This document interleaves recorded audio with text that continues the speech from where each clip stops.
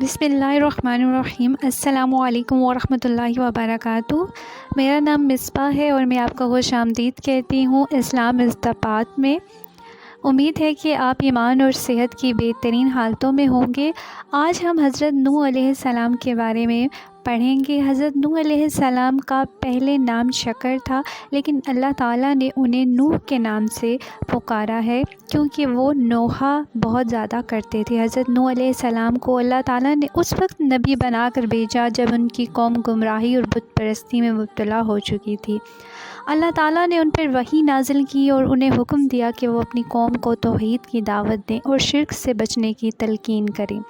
حضرت نوح علیہ السلام نے اپنی قوم کو تقریباً 900 سال تک اللہ کی طرف بلایا۔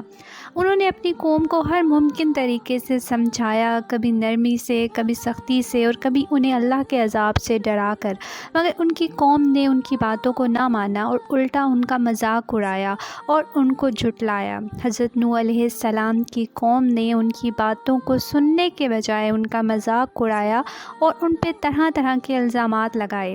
انہوں نے حضرت نوح علیہ السلام کو پاگل اور جادوگر قرار دیا۔ انہوں نے یہ بھی کہا کہ اگر اللہ کو کوئی نبی بھیجنا ہوتا تو وہ کسی عظیم انسان کو بھیجتے، نہ کہ نوح کو۔ جب حضرت نوح علیہ السلام کی قوم کی ہدایت کی تمام کوششیں ناکام ہو گئی تو اللہ تعالیٰ نے حضرت نوح علیہ السلام کو ایک عظیم سیلاب کے ذریعے قوم کو ہلاک کرنے کی خبر دی۔ اللہ نے حضرت نوح علیہ السلام کو حکم دیا کہ وہ ایک بڑی کشتی بنائیں جس میں وہ اور ان کے مومن ساتھی سوار ہوں گے۔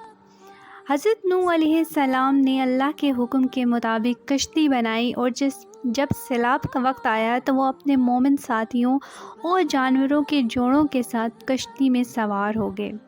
سیلاب نے پورے علاقے کو ڈبو دیا اور وہ سب لوگ جو حضرت نوح علیہ السلام کی بات نہیں مانتے تھے وہ غرق ہو گئے۔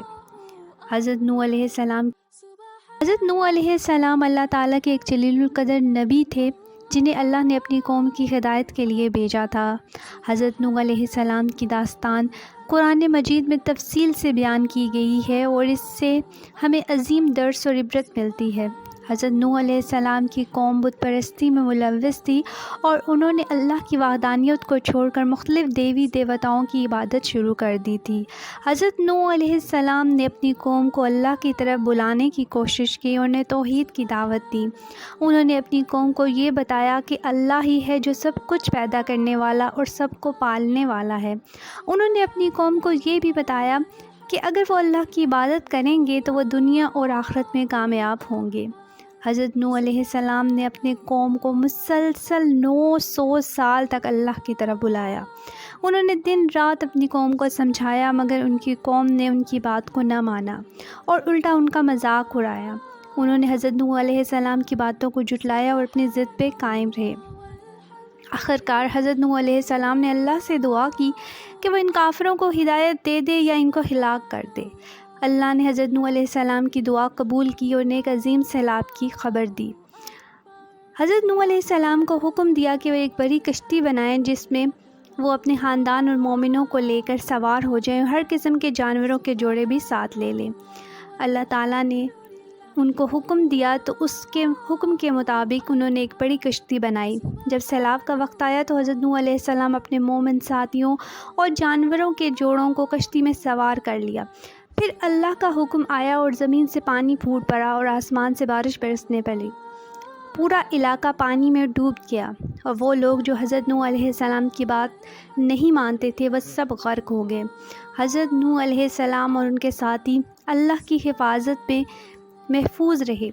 جب سیلاب ختم ہو گیا تو اللہ نے حضرت نوح علیہ السلام کو اور ان کے ساتھیوں کو زمین پر اترنے کا حکم دیا۔ حضرت نوح علیہ السلام نے اپنی ساتھیوں کے ساتھ زمین پر نئی زندگی کا آغاز کیا اور اللہ کی حمد و ثنا کی۔ اس داستان سے ہمیں یہ سبق ملتا ہے کہ اللہ کی اطاعت میں ہی کامیابی ہے اور اس کی نافرمانی کے لیے عبرتناک انجام ہے۔ اللہ ہمیں حضرت نوح علیہ السلام کی تعلیمات پر عمل کرنے کی توفیق عطا فرمائے۔ آمین۔